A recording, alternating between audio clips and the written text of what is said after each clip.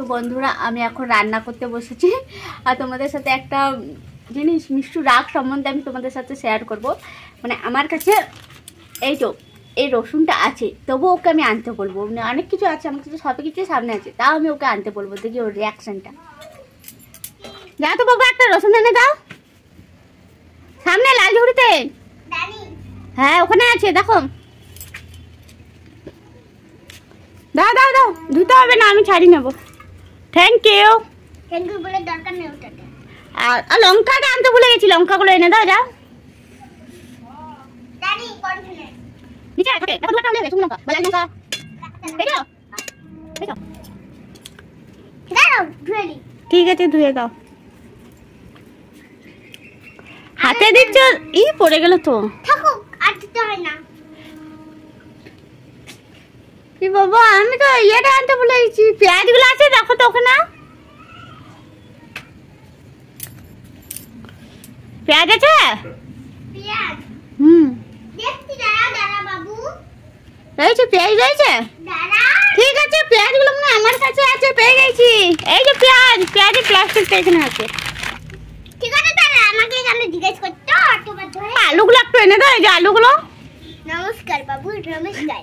তোমাকে ইয়ে লাগিয়ে দিতে গিয়ে সেইটা আমাকে করতে বলতো। নমস্কার বাবু, নমস্কার। নমস্কার নমস্কার নমস্কার বাবু। একটা মাথায় তুলে মার।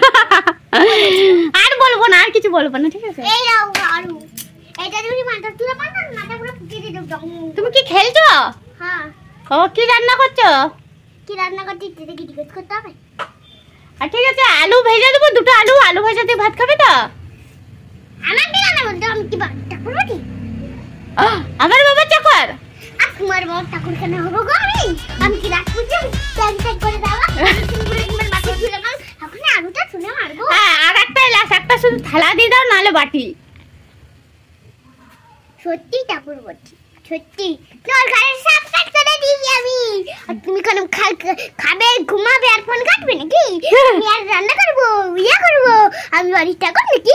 আর তুমি ঘুমাবে, ফোন দেখবে, ইয়া করবে, আর আমি খাবো নাকি? ঠিক আছে, একটা শুধু থালা, একটা থালা নাহলে বাটি।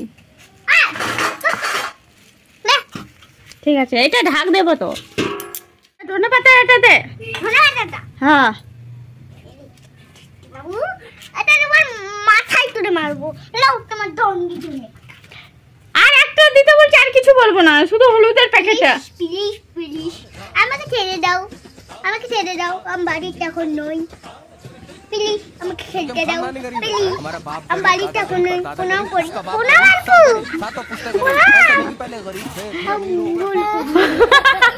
ঠিক আছে, যাও, খেলতে দিলাম, যাও। এতক্ষণ ধরে আমি ভাবতেই পারছিলাম না এত কিছু আনবে, তারপর রিয়াকশনটা দেখলেই তোমরা কেমন লাগলো ভিডিওটা অবশ্যই কমেন্ট করবে। আমার তো এত হাসি পাচ্ছিল, কিছু বলার নেই। ওকে যে আমার কাজ করতে খুবই মায়া লাগে, কিছু বাচ্চা। তারপর বলবে মা এটা করবো না প্লিজ, আমি একটু খেলি। তো সত্যিও খেলার জন্য বায়না করছিল।